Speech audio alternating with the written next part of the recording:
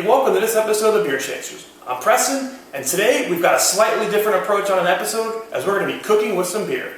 So I have the book here, Beer Captured. It's a homebrew recipe book that kind of goes over some clone recipes, but in the back it actually has some recipes to create some food using beer. So I wanted to go ahead and give one of these recipes a try, and we're going to do the chocolate stout cake. First off, got to give credit where credit is due. The book is by Tess and Mark Sazmatulski. Hopefully I didn't butcher that name too much. Basically, there's 150 different beer recipes in here. There's probably 15 or so food recipes. It's a really great book. I recommend this book for any kind of intro level homebrewers. It's got a lot of great clones. It's got some water profiles. It talks about hops, talks about malts. Just a really great resource for your beginning homebrewing. So go ahead and open this book up here, and we're at the chocolate stout cake recipe. So basically there are two parts for this. There's the cake itself, and then there's the frosting. So go ahead and go over the ingredients.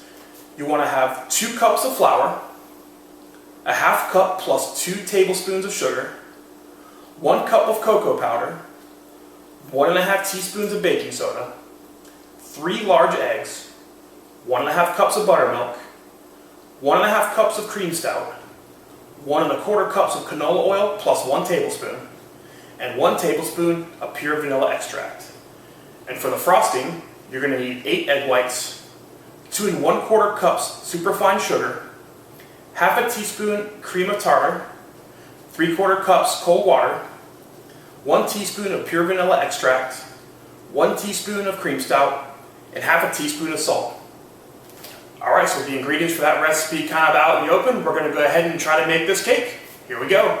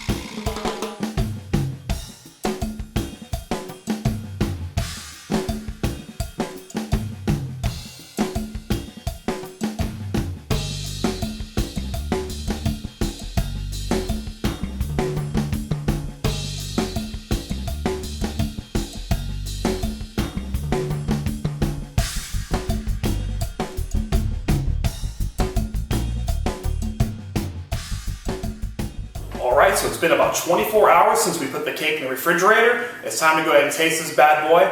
I figured we could go through it in true classic beer chaser format. We'll go through the 5 categories and let you know what we think. So on the appearance of the chocolate stout cake. Looks good. I think we probably could have used a little more frosting in this middle layer. I don't think we kind of put quite enough. You really don't see any of the frosting there, but it's definitely there. Just not as much you kind of see poking out from like a professional cake. So probably user error, just not, we don't make a ton of cakes around here. So the appearance though, looks beautiful. Nice white fluffy top. Nice black, velvety chocolate lip cake. I'd give it a 4 on appearance. Let's go for the smell. Smells delicious. Smells like a chocolate cake. Nice and, I don't say hearty, but nice and, chocolatey smelling. No complaints there. Not super pungent, I'll give it another 4 on the smell. So the best part, the taste. I'd say cheers, but don't know if that's quite appropriate, but hey, cheers.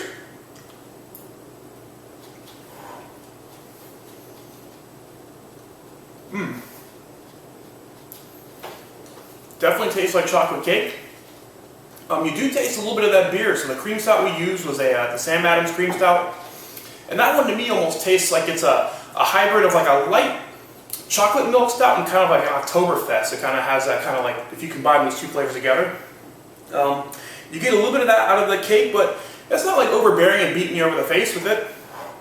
And I think, a lot of times when you cook with beer and alcohol, that's kind of the intent, right? You don't want it to be super beery or super like, vodka-like or anything, when you use vodka in pasta or whatever. It's, I think it's right at a level where it should be. It's good, it's moist, it's chocolatey. Let me get another bite here.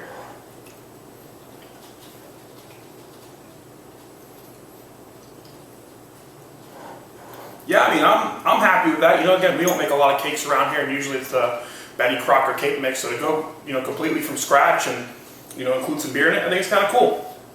So for the taste, I will go with a 3.5. I don't think it's super stellar, it definitely tastes like a chocolate cake. I can see this, I don't know if you paid for this professionally, if you'd be super happy paying, a ton of money for some high-end, fancy falutin cake or anything, but I think for being homemade, I think, it's a little above average.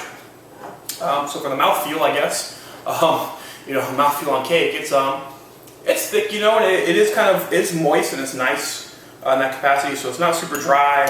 It's, I think it's just wet enough to kind of make sure you kind of swallow it nicely. So for the mouthfeel, I'll give it a 4. Not perfect, best in the world, but definitely I'd say a little above average, if you're a regular Betty Crocker kind of cake.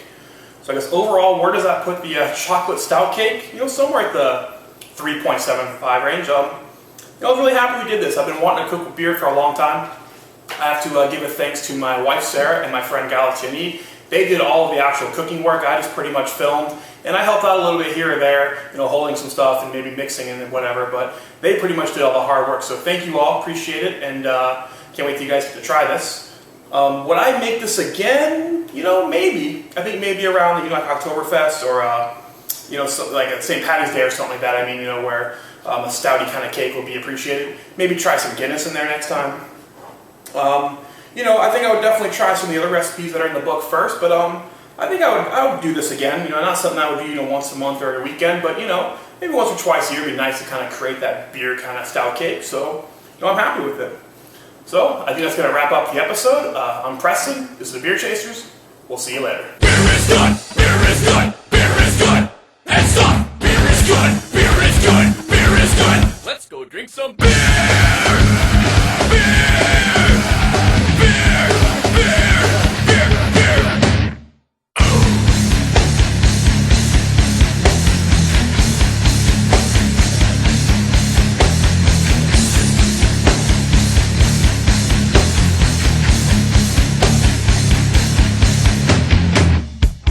Dude, I think you had enough.